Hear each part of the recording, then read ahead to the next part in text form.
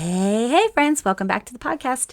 Today, we are diving into how symptoms, especially those we've been told are normal, can actually be signs from our body about hormone imbalance. And I'm really excited to introduce you to Jess, a client who took her power back from hormonal migraines using the tools inside of my signature program. So, buckle up and get ready to have your mind blown. Welcome to Cultivating Her, breaking taboos, balancing hormones, and redefining women's health. I'm your host, Christy Edgar, an integrative nutrition health coach and holistic lifestyle expert. Join me as we dive into the world of menstrual health, hormone balance, and the connection to women's wellness. Whether you're looking to decode your cycle, tackle PMS, or manage menopause, this show is your go-to to syncing your lifestyle with your hormonal rhythms. Through candid conversations, practical tips, and a few expert interviews, Cultivating Her empowers women to embrace their cycles and align their lifestyle to boost energy and thrive in every phase of life. Subscribe now and start flowing with confidence as we redefine what it means to be a woman with harmonious health. If you've ever been told to just deal with painful periods, mood swings, or hormone-related migraines, this episode is your invitation to rewrite the narrative. So let's start here. Symptoms are not the enemy, they are messengers.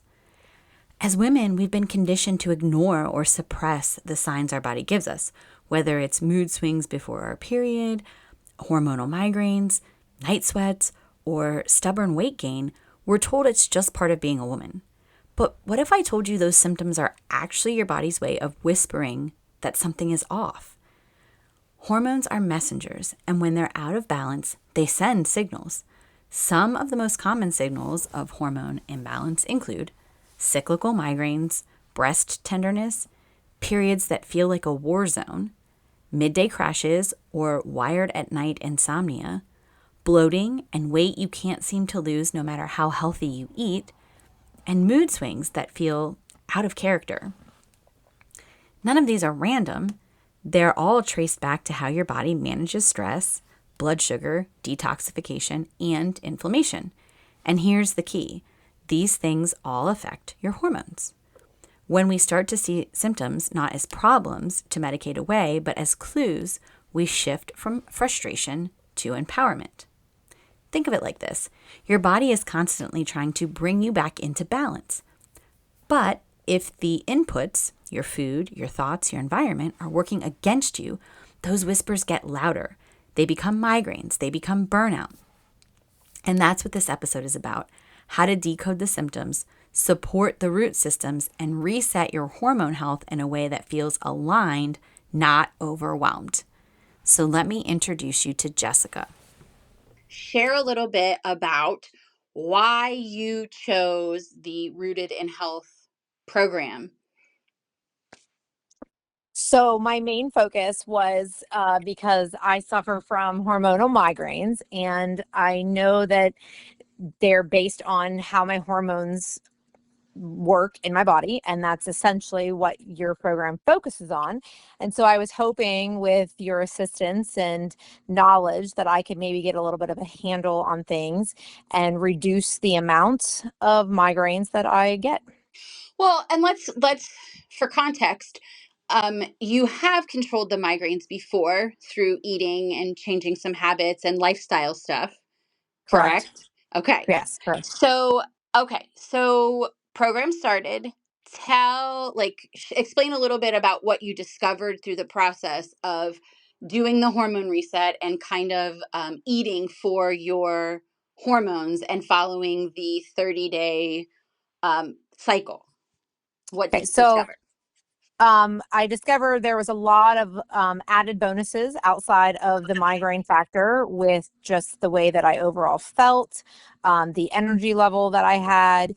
I had some issues with what I call like arthritis in my elbows, which I have not had since starting the program, and just an overall just healthier feeling body.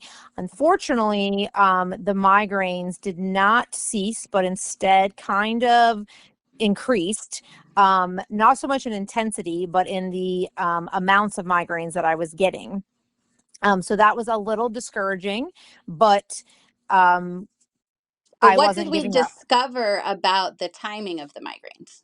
Right. So we did discover, which I will say that this process is a lot of discovery, a lot of like trial and error to really figure out how your body works. And that has been really fun and exciting to like see like how my body reacts to foods and the sugars and how I feel when I eat the things. So all of that being said, it's all been exciting. And with the migraines, we discovered that it's all based around when I'm detoxing. So So what day of the cycle is that? between days 16 and 18. And then I was also getting them like around days 5 to 7. Okay. And so what did we do differently this month? Like we pinpointed like two Yes. times in a row. Oh, this is happening during the second power phase when our body is detoxing because our hormones have dropped. And so I offered up some suggestions. So what did you Mhm. do differently this month? So, first and foremost, is I really leaned into detox heavy foods. So I really focused on uh, mostly eating only detox foods. Like I was very, very cautious about doing that. Extra sleep was really helpful. Not doing anything that you're not supposed to do during that time. Like, for example, deciding not to have a margarita when I went out to dinner because I know that that's something right now that my body doesn't need while it's detoxing. And then I think, the other thing too was um, the other things that are involved with detox, like the detox tea and the castor oil. I don't know that the detox tea and the castor oil or any of it did anything, perfectly, but I know that adding all of those to this, I have made it to day 17 with no migraine. I'd say that's kind of exciting. Yes. Yes. Yes. And so looking at moving forward as we continue, like I'm not out of the woods because like I could still potentially go for another, day 18 is still a possibility. So I'm still paying very close attention to my glucose levels and eating the foods that are helping with that detox, and eating very low carbs. Like I'm not putting carbs in my body because I have discovered through this So I've just process been very that the mindful about that, carbs and I'm going to go make my glucose go continue crazy. Mm-hmm. that going into 18, 19, and 20 before I hit into that nurture phase. Right. And we also talked about what were you going to do a little bit differently going into this period. So the Yes. last month you got a migraine on like day 4, day 5, the last day of the period essentially. Mhm. So what are you going to do differently this time? I think I'm not going to do any fasting during that time, or basically 13-hour window of eating, Mhm. and leaning into the keto eating, with those low carbs, but not allowing my body to fast for too long because that was something that I did the previous 2 months. Is I did 17 plus hours of fasting during that days, I basically day 1 through I was doing 17 plus hours of fasting. So I'm going to cut that out this time and just stay within that good eating window Mhm. and just focusing on good foods. And for context, like we want to people to understand that like you also did want to lose a little bit of weight, and so by trying to control the glucose and extend the fast and being in ketosis does help us burn fat. So it's Yeah, tempting to want to do those things as soon as you're sure. technically able. But it's important in this fun space of biohacking, to acknowledge that your body is struggling with detoxification for whatever Yeah, reason. And having the period and bleeding is a form of detox. We're actually flushing out all sorts of toxins, heavy metals, phthalates, and things like that in the period blood. And yeah, so acknowledging that, oh, like maybe my body doesn't like this, I'm going to hold off until where I'm through the period is done, and then we'll focus again on not that you can't focus on keeping your blood sugar spikes under control through the keto eating, but that you're not Mhm. going to create hormetic stress in the body by By the fasting. by the fasting. Right. Yeah. And Yeah. just real quick, like this is not why we are in this program, but how much weight have you lost since you started? Well, since I started, I actually have dropped 20 pounds. Now, I do notice this last month I did fluctuate back up and gain 2 pounds, but so Okay, but 18 pounds 18 is still total. pretty nice. Yeah. I'd say most women would be pretty thrilled with that. Yeah, yeah, no, I'm not, which is what you said is true though. Like it does make me a little sad that I'm like, oh, I can't fast because I really was doing a very good job at fasting, especially during those days 1 through 7. I felt great. Fasting was making me feel great. Like I had energy. Didn't have the bloating, all the side effects that people get from your period. I wasn't having those. And I was like, this fasting has been great. And it was for the weight loss and for the way that it made my body feel. But it is not worth getting a migraine. If that really is the case and my body cannot handle it, then I will have to look into doing those fastings and trying to make a ketone and all of those things at a different time in my cycle. Well, right. And then, but also that remember that our body changes all the time. So if True. we focus for a few months on supporting detox pathways and things start flowing the way that they're supposed to and working the way that they're supposed to, then maybe you can go back to doing that and not have Yeah. any kind of a situation. Like it This, really is about the intuitiveness of our own body. Like learning to listen because it talks to yeah. you. If Yeah. you're willing to listen, it will give you cues and markers that if you follow, you'll feel better. Well, and that's a very true statement too, because I mean, you look at it like 2, 3 years ago, I was able to just introduce um, sweet potatoes into my diet right before my period were to begin, and I was going without having a migraine. But then jump into my 40s when I'm in this perimenopause, and my body has changed to the fact that I no longer can just eat a sweet potato and not get a migraine. I have to do all kinds of other wonderful things. But that's just to say that our hormones change and it's Yeah. a transition period and one day too that will be gone. Um, Mm, so thank you for sharing that with all of. absolutely. Okay, so that interview with Jess was recorded on May the 5th. Today is July the 1st. And I'm happy to report that she has had several months of no migraine or very, very minimal, enough that just a quick nap and a gummy is able to just knock it right out.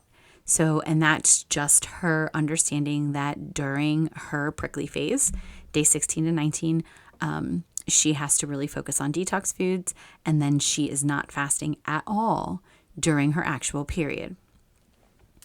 So let's talk now about what it actually means to reset your hormones, because we kind of hear that phrase thrown around a lot, but here is the truth. And I hope that you learned this by listening to Jessica's story. You can't reset your hormones in isolation. You have to reset the systems that affect them.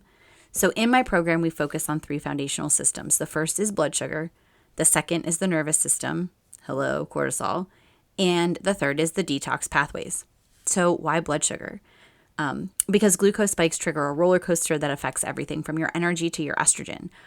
So managing blood sugar is the fastest way to lower inflammation and stabilize your mood swings.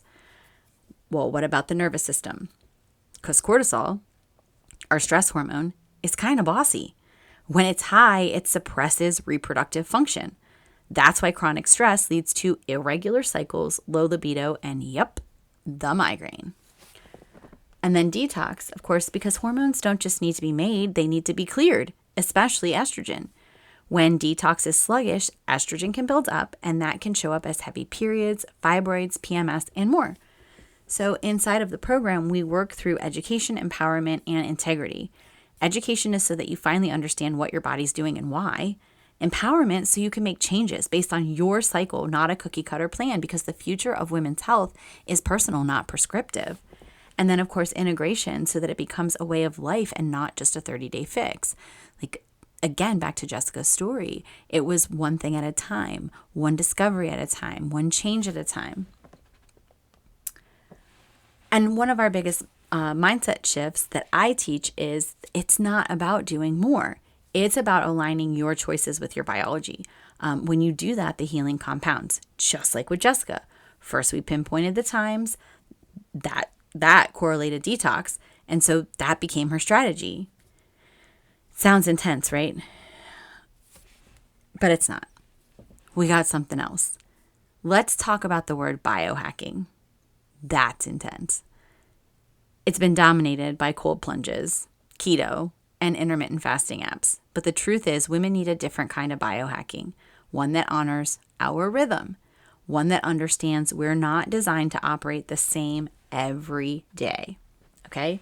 True feminine biohacking means knowing when to push and when to pull back, when your body needs protein and when it needs rest, when fasting works and when it doesn't, and then when that carb craving is your brain begging for serotonin, okay? This is cyclical wisdom. It's power, it's manifestation, it's prickly, it's nurture, the 4 seasons of your menstrual cycle, and learning how to support each one. When Jess started tracking her cycle and watching her nutrition, and resting to her unique rhythm, her body finally felt heard. That's why her migraines started to fade, not because she hustled harder, but because she finally started to listen. And that is the essence of feminine biohacking. It's a softer, smarter, more subtle way to heal and thrive. Thank you for joining me on this journey to educate and empower. I hope you found value in what you heard and will come back to listen again. Together, we're going to create a community of women empowered to transform their health. If you're excited to be part of this, please subscribe, leave a review, and share with the other women in your life who need health support tailored to that X chromosome. Until next time, be kind, be well, cultivate your health.